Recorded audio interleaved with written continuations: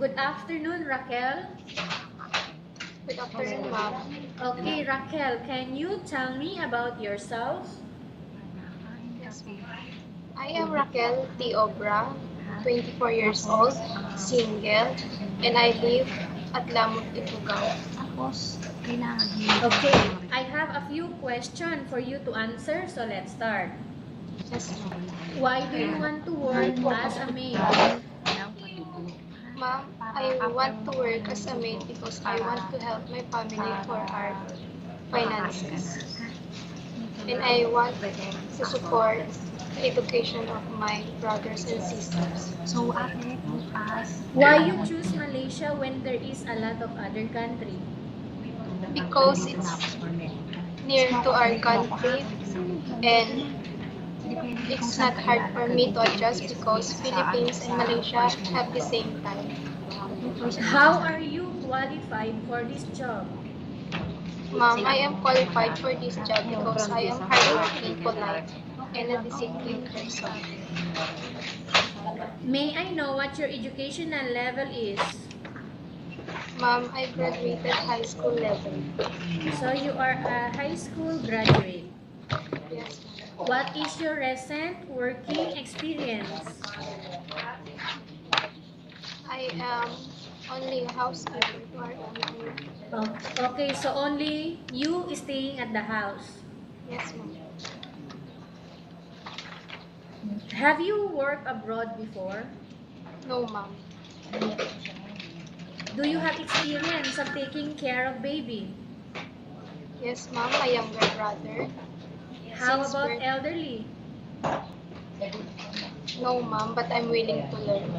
And I'm willing to. Do you have any other special skills? Yes, ma'am. I I know how to cook and laundry. Are you willing to learn new skills? Yes, ma'am. Are you willing to work with a family where the mother-in-law or any relatives stay together? Yes, ma'am. Currently, are you still working now? No, ma'am. Do you know how to cook? Yes, ma'am. What sort of food can you cook? Filipino food, ma'am. Are you aware that you will have to do washing, cleaning, ironing, and cooking? Yes, ma'am. From all the house chores like washing, cleaning, ironing, and cooking, which do you like most? Cooking and laundry and dishwashing. Okay, you are not allowed to use handphone during working hours. Yes, ma'am. You are only allowed to use handphone after you finish all the works and when going to bed. Yes, ma'am. You are strictly needed to surrender the handphone to your employer in the morning and your employer will return back to you once you're going to bed. Yes, ma'am. If ever your employer finds out that you're abusing of using your handphone and it's affected your work performance, your employer will confiscate your handphone and you are not allowed to hold it anymore. Yes, ma'am. But instead, your employer will allow you to call to your family 3 times in a month.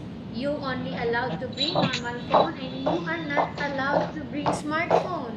Are you agreed for the terms and conditions? Yes, ma'am.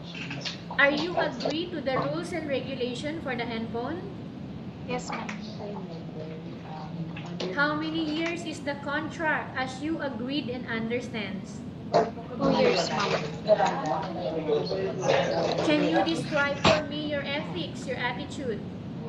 Ma'am, I am polite, honest, and hardworking, and respectful. How can you assure to us that you will work hard in Malaysia? I will work hard in Malaysia because I want to help my family finances, and I don't want to disappoint my employer. Can you promise not to use the telephone without the permission of your employer? Yes, ma'am. Can you promise not to put on makeup but to dress properly while work? Yes, ma'am. Can you promise not to invite friends and relatives without the consent of your employer? Yes, ma'am. Can you promise not to ask for advance salary from your employer under any circumstances? Yes, ma'am. Do you really understand of the rules and regulation of the agency? Yes, ma'am. Do you pay any placement fee for you to come to Malaysia to work as a maid? No, ma'am. Do you have any history of sickness, breast cancer, or any other illness? No, ma'am. Do you suffer from any skin diseases, allergy, or physical defect? No, ma'am. Do you smoke? No, ma'am. Have you undergone any operation? Yes, ma'am. Are you medically fit? Yes, ma'am. Are you in any medication? No, ma'am. Are you allergic with any food? No, ma'am. Are you preferred to work for the employer of any race? Yes, ma'am. Are you preferred to eat the type of food taken by your employer? Yes, ma'am. Are you afraid of being left alone in the house? No, ma'am. Are you afraid of dogs or other pets? No, ma'am. Can you promise to work according to instruction from your employer? Yes, ma'am. Do you have any immediate family working in Malaysia? No, ma'am. Okay, Raquel, we have finished our question section. Let's go to case study. I have a case study for you and I want you to answer me truthfully, okay? Yes, ma'am. Upon arrival in Malaysia within like 6 months only, if ever any of your family members passed away, what will you do? Ma'am, I will continue work in Malaysia until I finish my contract. Okay, tell us about yourself and why do you want to work in Malaysia as domestic helper? I am Raquel, obra, hardworking. I want to work in Malaysia because I want to help my family finances. What do you want to tell to your employer who are watching your video right now? Ma'am, please choose me because I am hardworking, respectful, and honest. Okay, Raquel, thank you very much. We will update to your agency if there is any selection made by the employer. Yes, ma'am.